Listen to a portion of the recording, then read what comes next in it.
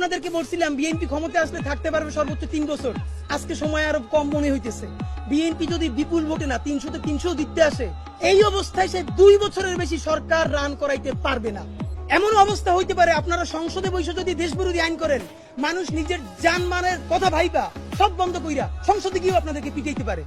সুতরাং নির্বাচনের চেয়ে সেই ক্ষমতা কেমনে সুসংহত করবেন এইটা মনে রাখেন। কেন পারবেন না? হিসাব সোজা ভাই, মানুষের হাত খুলে গেছে, মানুষ মার খাইতে খাইতে এখন মার দিয়া শিখে গেছে। আপনি যত তাড়াতাড়ি একটা বাজে কথা বলবেন, আপনি 3টে বাজে কথা শুনবেন। আপনারা তখন যত ইংলিশে মব বলার চেষ্টা করেন, তাতে আপনারা টিকতে পারবেন না।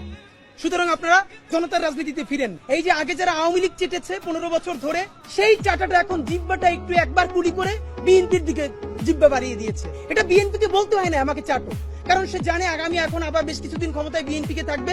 সুতরাং প্রচুর পরিমাণ বিএনপিকে চাপতে হবে।